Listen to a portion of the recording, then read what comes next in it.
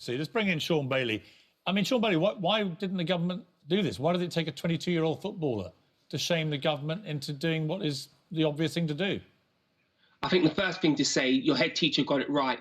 In this extraordinary times, this did need to happen. And when I saw Marcus's campaign, I immediately thought, yes, of course, this is the right thing to do. The government was slow to move. There's no doubt about that. I think we have to celebrate the fact that they have moved now and they've done it in time so we can have it over the summer. But for thousands of families, hundreds of thousands of families across the country, this will make a real big difference because lockdown has changed monthly outgoings in a way that people didn't quite expect. And the food bill has been #1 on that list. But again, you know, Boris Johnson sort of said yesterday that he'd just heard about this, and of course it's the right thing to do, but that's a complete lie. We know this had been raging around for a few weeks as an issue. We know Marcus Rashford had been a very front-page news about this for a couple of days.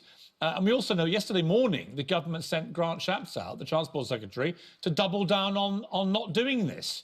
And then we have the Prime Minister claiming in the afternoon, oh, it's a great idea, that's why we're doing it. Well, that's complete nonsense. I think, look, I'm not privy to what goes on in the government, but what I can say is this. The fact that they've been able to U-turn, I think is great because often in politics, we have this very childish view that people can't change their mind. And this is clearly the right thing to do. And it's been brought to the table and it's been done. I'm really proud of Marcus Rashford. Using his profile in this way to do something positive is a massive driver for social change. It's one of the problems, Sean Bailey, that there is not a single black person in the cabinet. Is that the reason? Is that possibly the reason why it took a black footballer to shame the government to do something? Because there's nobody around that cabinet table, actually, who's black. I would say no to that, and here's why. This is an issue for the black community. This is an issue for the entire country. Young people from the northeast to the southwest all need this to happen.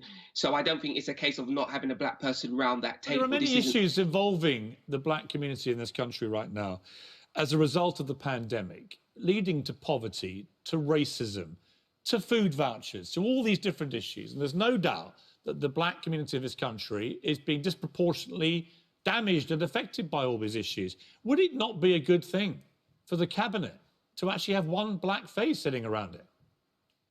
I'd say yes, but I'd also say we need that change in the civil service as well. Much of what happens in this country actually happens there and is administered. So a black face there would help. But let's be clear, this is also about class. This is also about people who have this lived experience. And who's around the table, the cabinet table, is very important, but there's also other powerful mechanisms in our country that need... That's the key thing, isn't it? People who have had this kind of experience. Dev Sharma had mentioned, you know, hunger isn't a new problem. And why did it take Marcus Rashford to tell the government that 1.3 million children were going to go hungry over the summer holidays? Why did the Prime Minister say yesterday, oh, it's really important we protect, you know, 1 million children who might go hungry? Of course, that's our priority. But he hadn't known about it, despite the fact that the campaign has been going on for weeks. It just doesn't ring true, does it? Because it's so out of the comfort zone of the experience of this Prime Minister. I'm not sure I agree with that. You've got to remember, you've got a government who's spending hundreds of millions of pounds every day taking us through the corona crisis. They've given councils an extra £60 million to give activities to young people across the summer, and now they've extended the voucher scheme. Could they have done this earlier? Absolutely, but they have done it in time. And as we go on, we will need more Marcus Rashfords to highlight whatever the issues are on the ground. The reason it rang true for me, I grew up on free school meals. I ran a youth project where almost everybody had free school meals. It was part of what we did. It was part of the income. The difference this makes to a parent's bills across the week are phenomenal. So of course it's on our mind, we know this. But to say that someone can't represent you because they haven't lived exactly like you, I don't think is entirely correct. Because of course that would limit what you can do with people who've come from a poor background as well. Look, we've got to leave it there. A good debate. Thank you all very much indeed. We appreciate you joining us. Yeah. Still to come, we meet the Black Lives Matter protester Patrick Hutchinson. He's the man who carried